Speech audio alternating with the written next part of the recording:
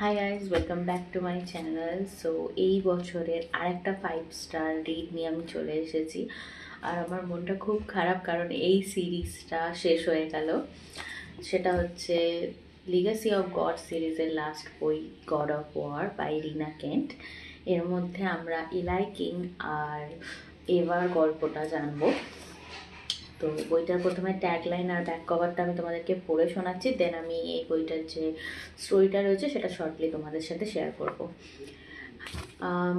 The man I hate is my husband, উপরে লেখা।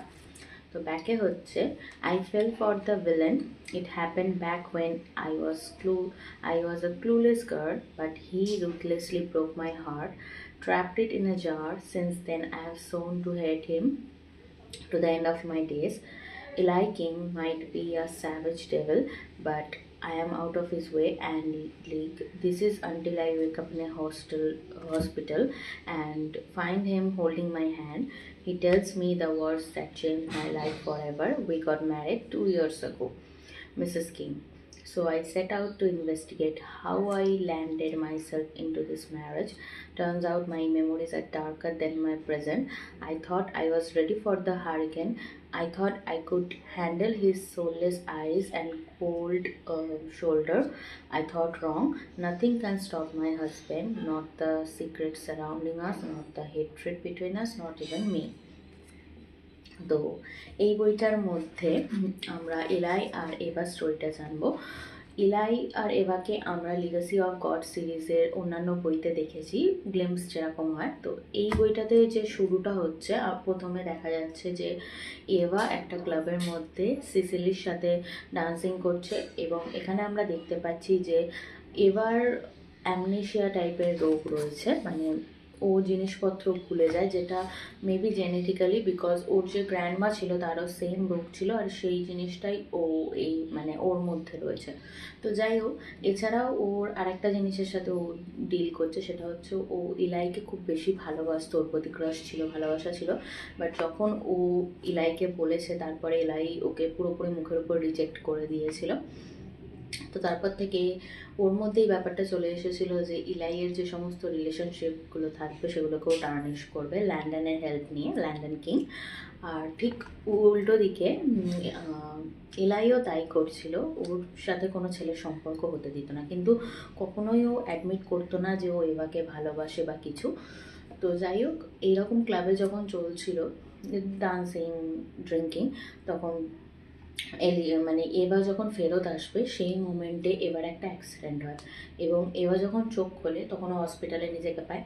But জিনিসটা সম্পূর্ণ পাল্টে যায়, কারণ ও চোখ খোলে যখন, তখন সবাই মানে ওর দিকে অন্যভাবে তাকে, সবাইকে একটু বেশি এজেড লাগে, এবং ও যে জিনিসটা ডিসকভার করে যে ওর বিয়ে হয়ে গেছে ইলাইয়ের সাথে, এবং এই জিনিসটাও কিছুতেই মেনে নিতে পারে না। ইভেন আমরা রিডাররাও হাঁ হয়ে যাই যে ছেলেটা ওকে সহ্যই করতো না, বিয়ে করতে চাইতো না, তার সাথে ওর বিয়ে হয়ে গেছে, বলছে কি করে হলো, কেন হলো।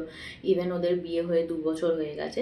আর এই যে অ্যাক্সিডেন্টটা, এটা কোনো কার অ্যাক্সিডেন্টে নয়, এটা হচ্ছে এভা মানে একদম পসিবলি সিঁড়ি থেকে পড়ে গিয়ে এটা হয়েছে। তো এখানে এবার মনেও সন্দেহ যাচ্ছে যে এটা কী করে হতে পারে, আমি তো ওকে কোনোদিনও সহ্যই করতাম না, আমি ওকে বিয়ে করে ফেললাম, আর আমার তো যা স্মৃতি রয়েছে সেই ক্লাবের টাইমের স্মৃতি, আর তো কোনো সেরকম স্মৃতি নেই। তো এরপরে স্টোরিটায় ডেভেলপমেন্ট হতে থাকে, আমরা দেখি যে ইলাই চেঞ্জ হয়েছে অনেকটা। ও জানে এবার মেন্টাল কন্ডিশন কেরাম কি, ওর কেরাম কি চলছে না চলছে, এবং কিছু জিনিস আছে যেগুলো ইলাই এবার থেকে লুকোচ্ছে, সেটা এই মানে এবার ভালোর জন্য। তো সেটা কি, আর এবার যে মেমোরিজগুলো রয়েছে সেগুলো কি, সেটা নিয়েই থরলি এরা দুজনকে ভালোবাসতে আরম্ভ করে, মানে হোল থ্রু আর জার্নিতে। আর তারপর আমি তোমাদেরকে স্পয়লার দিয়ে দিচ্ছি, যদি তোমরা স্পয়লার না চাও তাহলে এতটা রিভিউ শুনে তোমরা এখান থেকে স্কিপ করে দিতে পারো, তারপর শেষের পার্টে চলে যেতে পারো। বাট যারা শুনতে চাও তারা শুনে নাও। তো এখানে যখন সম্পর্ক ওদের মধ্যে ঠিক হতে থাকে, মাঝে মধ্যে এবার কিছু কিছু ফ্ল্যাশব্যাক আসতে থাকে পাস্টের, এবং সেগুলো নিয়ে ওদের মধ্যে প্রবলেমস হতে থাকে। এবং লাস্ট হয় কি যে ওর যে ফ্রেন্ড সার্কেল ফ্রেন্ড সার্কেল, সেখান থেকে একটা ছেলে ভ্যান্স বলে, সে এমন একটা কথা বলে যেটায় এবার ট্রিগার হয় এবং এবার সব স্মৃতিগুলো মনে পড়ে যায়। এবং সেই স্মৃতিগুলো থেকে এবার বুঝতে পারে যে 2 বছর আগে যখন ওর অ্যাক্সিডেন্ট মানে হয়নি, মানে হবে হবে করছিল, সেই মুহূর্তে ক্লাবে যে অলিভার বলে যে ছেলেটার সাথে ডান্স করছিল, সেই ছেলেটা ওকে স্টপ করে ওর পিছনে এসেছিল এবং ওর অ্যাক্সিডেন্ট হওয়ার ঠিক মানে অ্যাক্সিডেন্ট হয়নি সেই মুহূর্তে অলিভ ওকে গাড়ি থেকে বের করে, মানে এই ছেলেটা ওকে গাড়ি থেকে বের করে ওকে মলেস্ট করার চেষ্টা করে, ওকে অ্যাবিউজ করার চেষ্টা করে, যেটা আমি এখানে বলতে পারছি না, অ্যাটেম্প্ট করার চেষ্টা করে। তো সেই মুহূর্তে ইলাই ওকে বাঁচিয়েছিল এবং ছেলেটাকে ওই মুহূর্তে ওখানেই পিটিয়ে মেরে খুন করে ফেলেছিল। এবং তখন ইলাই ওকে বলেছিল, যেহেতু ও অনেকটাই ডিস্টারবেন্সের মধ্যে ছিল, মানে এক তো অ্যাবিউজের হাত থেকে বেঁচেছে, তার উপর চোখের সামনে যে ছেলেটাকে ও এতটা হেট করে সে ওকে বাঁচিয়েছে, ইভেন চোখের সামনে একটা মার্ডারও দেখলো। তো সেই মুহূর্তে ইলাই বুঝতে পারে নিজের ভেতরে, ওর মধ্যেই ব্যাপারটা আসে যে আমি এভাবে কারোর হতে দিতে পারবো না, ও আমার অবসেশন, প্যাশন। এই জিনিসটা একটা অন্যরকম জিনিস থেকে শুরু হয়েছিল, দুজনেকে আমরা বিরক্ত করতাম, বাট এখন আমি ভালোবেসে ফেলেছি, তো এভাকে যেভাবেই হোক আমি নিজের কাছে রাখবো। তো সেই কারণে ও এভাকে বলে যে এই বিষয়টা কেউ জানতে পারবে না, আর যদি তুমি জানানোর চেষ্টা করো তাহলে আমি তোমার নামটাও আমার সাথে জড়িয়ে নেবো, তো এই জিনিসটাকে ঢাকা দেওয়ার জন্য তোমাকে আমার বিয়ে করতে হবে। তো বেসিক্যালি ইলাই এভাকে কিছুটা ব্ল্যাকমেল করেই বিয়ে করেছিল 2 বছর আগে। এবং তারপরে কী হতো যে এবার যে প্রবলেমটা ছিল সেটা দেখা দিত, ও মাঝে মধ্যেই জিনিস ভুলে যেত। তো সেটাই হয়েছিল যখন ওর এই মানে মেন্টাল ডিপ্রেশন, অ্যাংজাইটি এগুলো দেখা দিয়েছিল। তো মানে যে অ্যাক্সিডেন্টে ও চোখ খুলেছিল সেই রাতেও সেমভাবে ওর মেন্টাল ব্রেকডাউন হয়েছিল। এবং এলাই যখন ওকে কন্ট্রোল করার চেষ্টা করেছিল তখন এভা এলাইকে স্ট্যাব করেছিল পেটের কাছে। এবং তারপর ও নিজে যখন বুঝতে পেরেছিল যে ও কী ভুলটা করেছে, তখন ও পিছন দিকে হাঁটতে গিয়ে সিঁড়ি দিয়ে পড়ে অ্যাক্সিডেন্টটা হয়েছিল। তো এইসব শোনার পর এভা বুঝতে পারে, এবং এখানে এই বইটার মধ্যে না এত সুন্দরভাবে ইলাইকে প্রেজেন্ট করা হয়েছে, একটা ছেলে এতটা কোল্ড অরা, এতটা গ্রাম্পি টাইপের হয়েও যেভাবে কেয়ার করছে, যেভাবে আন্ডারস্ট্যান্ডিং দেখাচ্ছে। ইভেন মানে আমি একটা কথাই জাস্ট বলতে চাই যে রিনা কেন্টের প্রত্যেকটা বইতে, লিগাসি অফ গড সিরিজে ছেলেগুলোকে এত আন্ডারস্ট্যান্ডিং দেখিয়েছে না, যে মানে ভাবা যায় না ফিকশনাল ম্যানরাই পারবে এরকম। তো ও যেভাবে এভাকে ট্যাকেল করেছিল, নিজের স্ট্যাব হওয়া সত্ত্বেও যেভাবে পেশেন্সলি মানে এবার জন্য ওয়েট করেছিল, সেইটা দেখানো হয়। এবং এবার বুঝতে পারে যে ও নিজের পক্ষে কতটা বিপজ্জনক হয়ে উঠছে আর আশপাশের লোকের পক্ষে, তখন ও ঠিক করে যে ও নিজেকে মেন্টাল ইনস্টিটিউটে অ্যাডমিট করাবে। ইভেন পাস্টেও হয়েছিল, বাট ও সুইসাইড অ্যাটেম্প করতে চেয়েছিল, যার জন্য ইলাই ওকে বের করে নিয়েছিল ওর ফ্যামিলির বিরুদ্ধে গিয়ে, মেয়েটার ফ্যামিলির বিরুদ্ধে গিয়ে।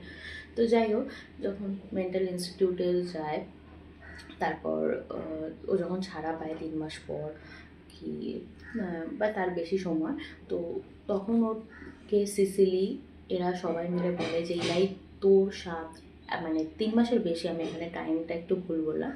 তো তুই যতদিন মেন্টাল ইনস্টিটিউটে ছিলিস ততদিন একটা দিনের জন্য ইলাই তোকে ছাড়েনি। তুই যখন ঘুমোতিস ও তোকে দেখতে আসতো, প্রায় 7 ঘন্টা টানা তুই যতক্ষণ ঘুমোতিস ও একভাবে তোকে দেখতো, ওর কাছে থাকতো।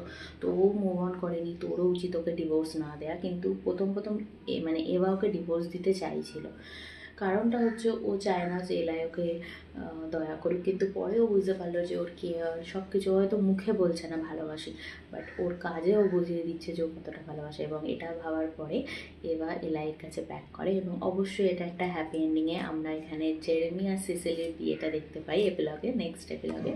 সেখানে তারপরে যে ফার্দার এপিলগ, সেখানে আমরা দেখতে পাই যে এলি আর এবারও ট্রিপলেটস হয়েছে, 3টে বেবি হয়েছে।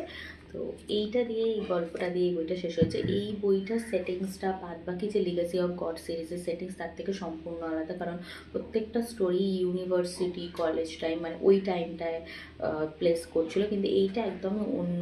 এটা একটা ম্যারেজ অফ কনভিনিয়েন্স টাইপের স্টোরি, আর সত্যি অন্যরকম। আমি রিসেন্টলি ইনস্টাতে দেখছি যে মানে একটাই রিল পড়েছে, তাও দেখেছি যে অনেকে নাকি বলছে রিনা কেন্টের স্টোরি রিপিটেড, মানে ওনার স্টোরিগুলো নাকি রিপিট করা থাকে। বাট সত্যি কথা বলতে আমি লিগাসি অফ গড সিরিজের যে 6খানা বই পড়লাম, গল্পগুলো একটাও রিপিটিভ নয়। কিছু কিছু সিনস, মানে কিছু কিছু জিনিস, সিনসগুলো বইয়ের মধ্যে এক একটা সিন রিপিটিভ। যেমন লন্ডন আর কি, কিংও যেমন গেছে মিয়ার বাড়িতে ওর ফ্যামিলির সাথে দেখা করতে আচমকা, তেমনি নিকোলাইও হঠাৎ করে ব্রেন্ডনের বাড়িতে দেখা করতে চলে গেছে। এইরকম সিনসগুলো রয়েছে, বাট স্টোরি কোনোটাই সিমিলার না। ইভেন এই স্টোরিটা তো সবচেয়ে আলাদা, এত ভালোভাবে এলাইয়ের ক্যারেক্টারটা বলা হয়েছে না, কি ভালো লাগবে পড়তে। তো এটাও আমার কাছে একটা 5 স্টার রিড। আর রিনা কেন্ট তো আমার কাছে ওজি হয়ে গেছে। আমি এরপরে আরও ওনার বইগুলো পড়ার চেষ্টা করবো। ওনার লেখার যাবতীয় বই আমি গোগ্রাসে কিনে ফেলবো।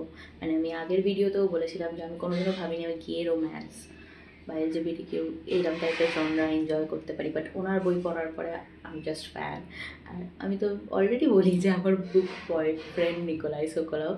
তো যাই হোক, এরকম বইয়ের বাংলা সামারি ও রিভিউ শুনতে আমার চ্যানেলটাকে অবশ্যই like, share, subscribe and comment করে দিও।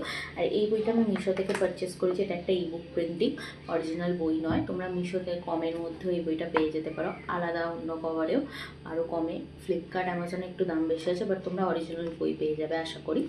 তো ভিডিওটা ভালো লাগলে চ্যানেলটা বললাম লাইক, শেয়ার, সাবস্ক্রাইব, কমেন্ট করে দিও। টাটা।